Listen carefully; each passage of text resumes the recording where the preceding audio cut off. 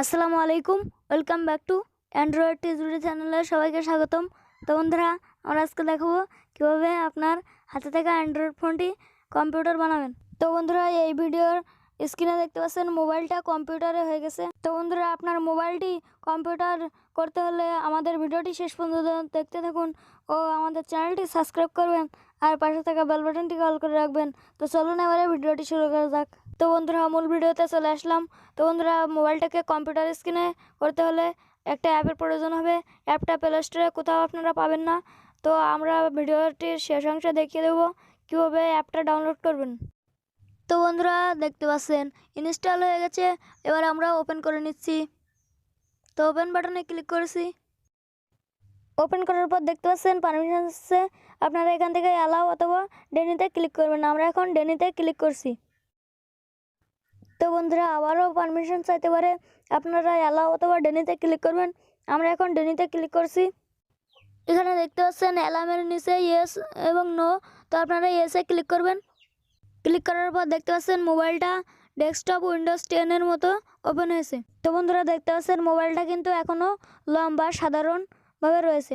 এবার আমাদের ডেস্কটপের মতো স্ক্রিনটা করতে হলে আড়াআড়িভাবে করতে হলে কিছু সেটিং ঠিকঠাক করে নিতে হবে। তো বন্ধুরা, সেটিং ঠিক করার জন্য মোবাইলের স্ক্রিনের উপর ট্যাপ করে ধরে রাখবেন। এখানে দেখতে পাচ্ছেন সেটিং অপশান, সেটিং অপশানে ক্লিক করবেন। দেখতে পাচ্ছেন তীর দেওয়া অপশানে ওরিয়েন্টেশন, এখানে একবার ক্লিক করবেন। এখানে 1 নম্বরে দেখতে পাচ্ছেন হরিজেন্টাল ও 2 নম্বরে দেখতে পাচ্ছেন ভার্টিক্যাল। তো দেখতে পাচ্ছেন আমাদের ভার্টিক্যালে টিক দেওয়া আছে, সেজন্য আমাদের স্ক্রিনটা ভার্টিক্যাল রয়েছে।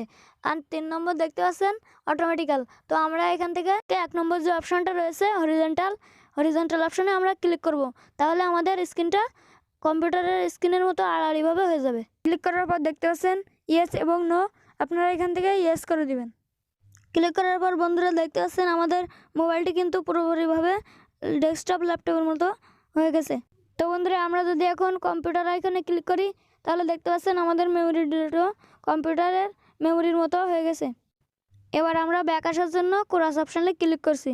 এই মোবাইলের ডেস্কটপে আরও কিছু সেটিং ঠিক করার জন্য ডেস্কটপ কন্ট্রোল এখানে ক্লিক করবেন। ক্লিক করার পর দেখতে পাচ্ছেন এমন একটা ইন্টারফেস চলে আসবে।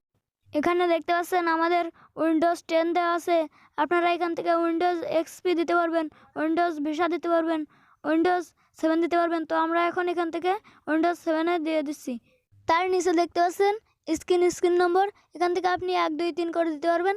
তার নিচে দেখতে পাচ্ছেন স্ক্রিন ওরিয়েন্টেশন, তো আপনি এখান থেকে সব কিছু পাল্টে নিতে পারবেন।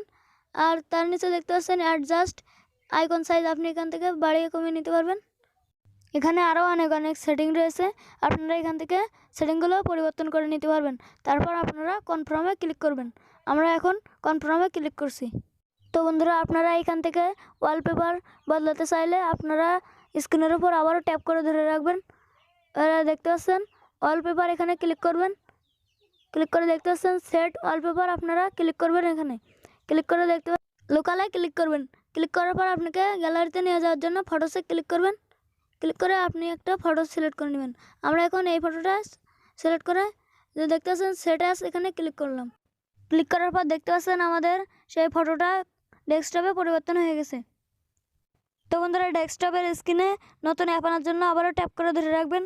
তারপরে দেখতে পাচ্ছেন নিউ অ্যাড, এখানে আপনারা ক্লিক করবেন। ক্লিক করার পর দেখতে পাচ্ছেন অ্যাপ্লিকেশন, আপনারা এখানে ক্লিক করবেন।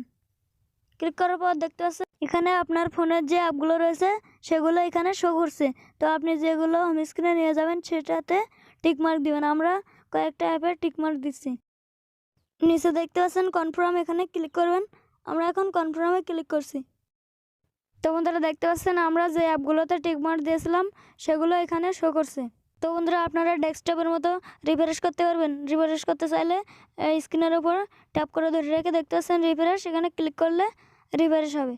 তো বন্ধুরা, চলুন এবারে দেখে আসি কীভাবে অ্যাপটা ডাউনলোড করবেন। সর্বপ্রথম আপনি আপনার মোবাইল থেকে যে কোনো একটা ব্রাউজার ওপেন করে নেবেন। আমরা এখন ক্রোম ব্রাউজার ইউজ করছি। আমরা সর্বপ্রথম ক্রোম ব্রাউজারটি ওপেন করে নিচ্ছি। আপনাদের কিন্তু ইন্টারনেট কানেকশানটি অন থাকা লাগবে। আমরা এখন অন করে নিচ্ছি। নেওয়ার পরে যে সার্চ বক্সে লিখবেন filegarage.in, FILESGARAGE.in লিখে সার্চ দিবেন। বন্ধুরা, সার্চ দেওয়ার পর একটু লোডিং নেবে। লোডিং নেওয়ার পর একটু নিচে আসবেন, তো বন্ধুরা আমাদের চ্যানেলটি সবাই সাবস্ক্রাইব করবেন আর বেল বাটনটিকে অল করে রাখবেন।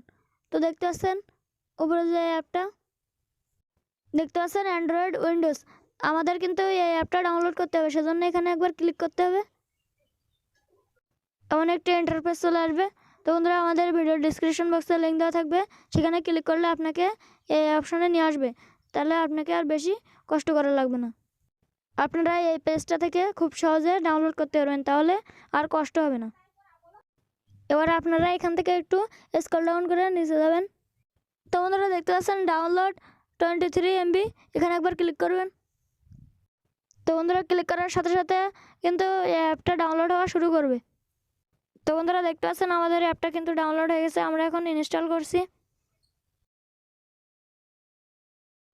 তো বন্ধুরা দেখতে পাচ্ছেন ওপেন দেখাচ্ছে, আমরা এইভাবে আপনাকে ওপেন করে দেখিয়েছিলাম।